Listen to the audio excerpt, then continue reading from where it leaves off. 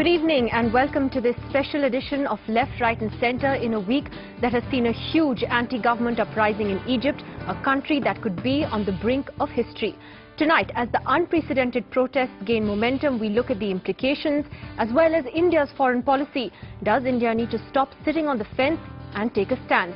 Joining me on the program tonight, we're happy to have Ambassador Chinmaya Gade Khan in the studio with us. He was the Prime Minister's Special Envoy to West Asia.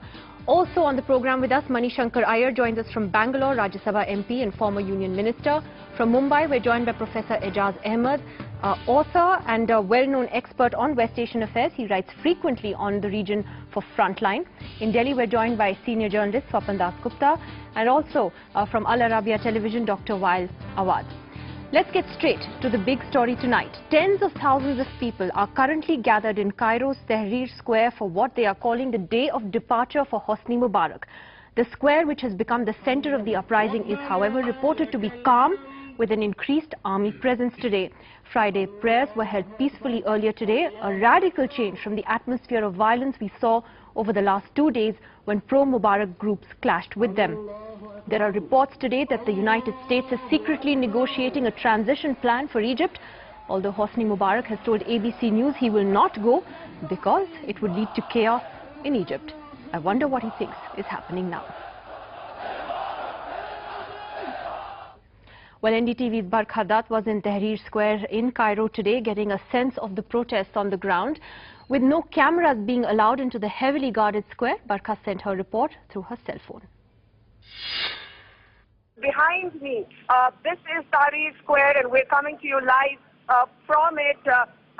It's been quite a task to get in here. The condition was that we had to leave our cameras behind.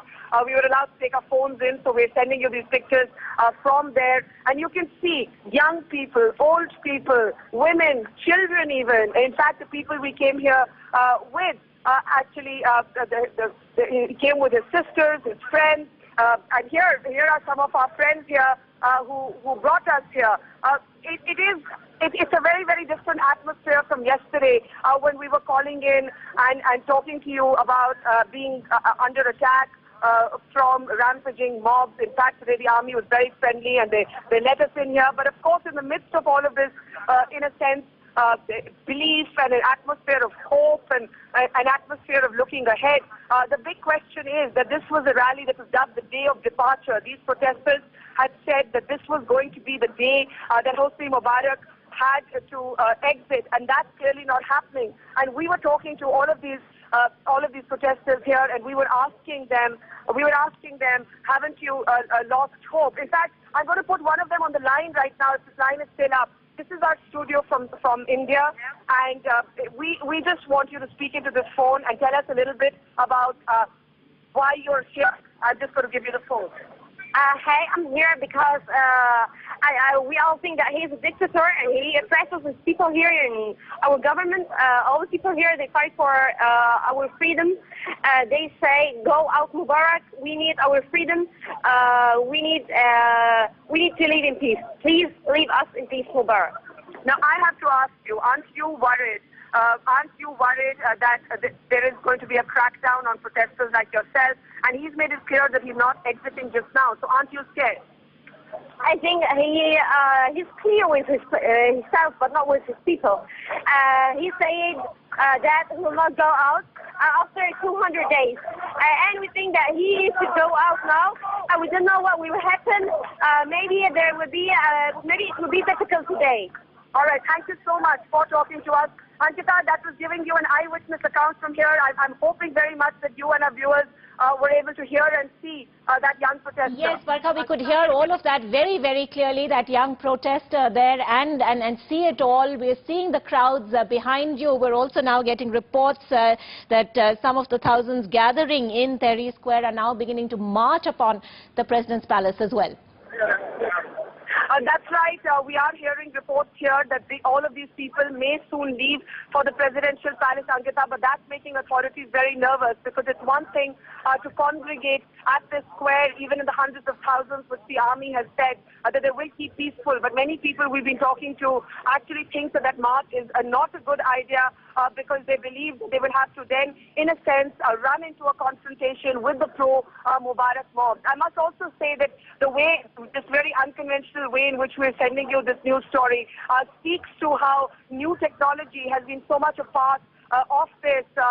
There's a military chopper right above. I'm hoping we don't lose the night while we show you that picture. Military choppers have been flying over the Tahrir Square all morning. And new technology, BlackBerry, still pictures, mobile phones have been such a big part of how the story is being told in Egypt with a global, with a clampdown, as it were, on international media. Well, we'll be going across to Barkha in just a few minutes live from Cairo. But the real story today has been reports that the United States is planning an immediate transition of power in Egypt, that they are in touch with Egyptian officials on that. Now, that report comes on a day when Hosni Mubarak said in an interview to Christiane Amanpour of ABC News that he was fed up but would not step down. He may sound defiant, but the Obama administration is reportedly brokering a deal for Hosni Mubarak to step down right away and hand over power to a transitional government headed by Vice President Omar Suleiman and backed by the army. The New York Times says top American officials are in touch with Egyptian authorities on this. The creation of a military-backed caretaker government in Egypt is one of the several proposals being discussed between officials of the two governments, the paper said, quoting a senior U.S. official. Under the proposal, the transitional government would prepare constitutional reform to get Egypt ready for elections in September. It also calls for the transitional government to hold talks with the opposition groups, including the banned Muslim Brotherhood. In an interview to Christiane Amanpour of ABC News, which was conducted off-camera, Mubarak admitted he was fed up, but would not step down because it would lead to chaos. I don't care what people say about me right now. I care about my country. I care about Egypt. Mubarak also said he told Obama, "You don't understand the Egyptian culture and what would happen if I step down now."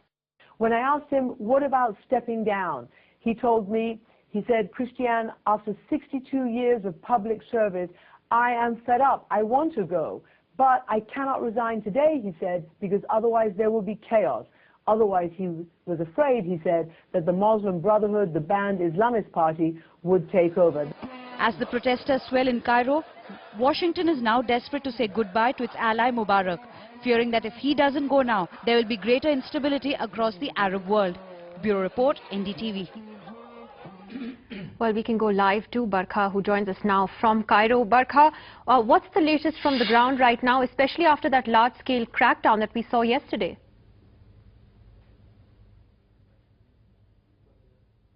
Well, Nidhi, the environment today, the atmosphere today in Cairo, especially at the ground zero of Tahrir Square, is radically different from what we saw yesterday. Yesterday, we here and the world at large watched horrified as there were violent clashes, literally bloodletting, and a street civil war between those who support Hosni Mubarak and those who have been campaigning for his ouster. The media, including our own crew, was attacked and assaulted by pro-Mubarak supporters. Their equipment was confiscated in many cases, and today was a completely different environment. It has so far been absolutely peaceful at the square.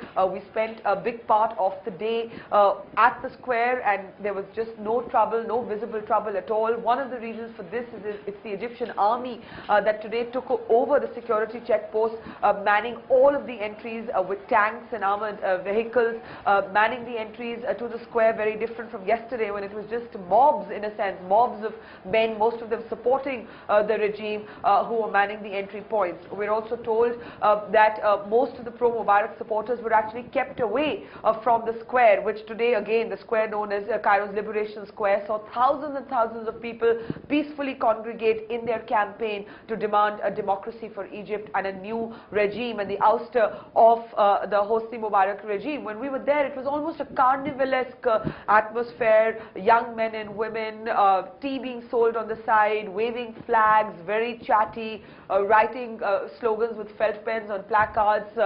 they conceded that perhaps President Mubarak was not going to go as soon as they had hoped or believed he would, that certainly today was not going to be a day of departure, but they were very, very hopeful that they have the world's attention and that there will be a change in Egypt sooner rather than later. Now, as you yourself said, Barkha, they're looking at this as the day of departure, which may perhaps not be the case.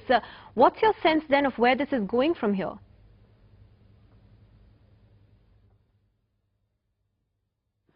Well, there's no doubt about the fact that Egypt is in a complete state of flux, and there's a lot of uncertainty about what happens next. Till 2 days ago, many people believed that the force of popular will and the images that the world had seen would in fact force the ouster of Hosni Mubarak much earlier than the September timetable that he had set for himself.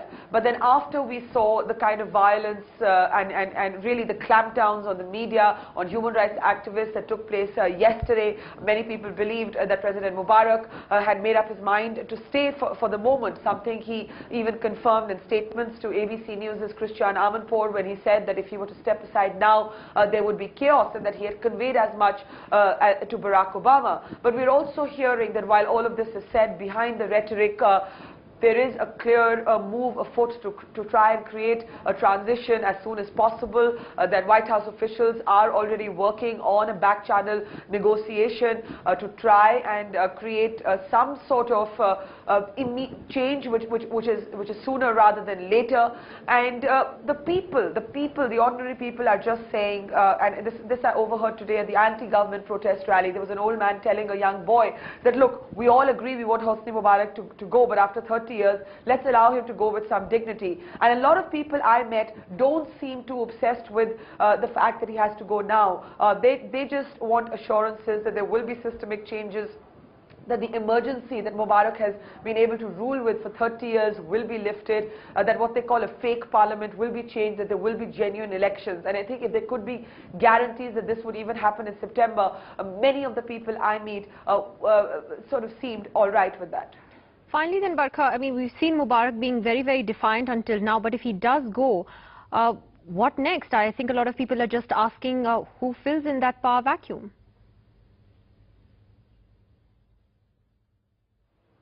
Well, that's the big question. Who comes next? And that's Egypt's real crisis. There's a potential leadership vacuum. We've heard that the couple of names doing the rounds for a possible successor, maybe even somebody who could lead a national government in the interim. One is, of course, somebody we know well in India, Mohammed Al-Baradei, somebody who's been the former head of the IAEA.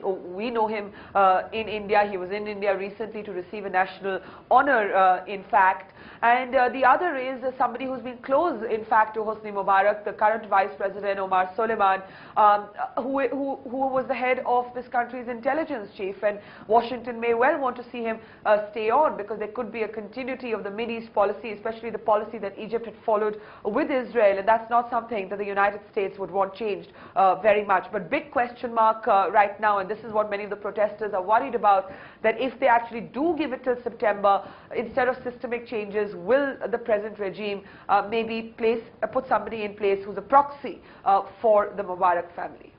All right, Barkha, thanks very much for that live report there from Cairo. Barkha, that's reporting from Egypt. Well, let's get straight to our panel tonight. And Ambassador Garikan, I thought I would ask you first, where do you see all of this going from here? We need not worry too much about what is going to happen in Cairo. Firstly, Mubarak is not going to step down immediately, because all authoritarian rulers say that I'm willing to step down, but there'll be chaos after I leave. Nothing of the sort is going to happen. I don't think there's going to be any chaos. There are any number of candidates already in the field who have offered themselves to step in. But even if Mubarak were to leave, let's say tomorrow or next few days or few weeks, I think under the present constitution already he has appointed a vice president, Omar Suleiman. I met Mr. Suleiman or General Suleiman a few times in Cairo. He's well disposed towards us and so on, but that's not relevant. I think so there's not going to be any kind of vacuum there. The government will continue to function. Now, one of the candidates is Amr Musa, whom many people in India know quite well. He was ambassador here some 20 odd years ago.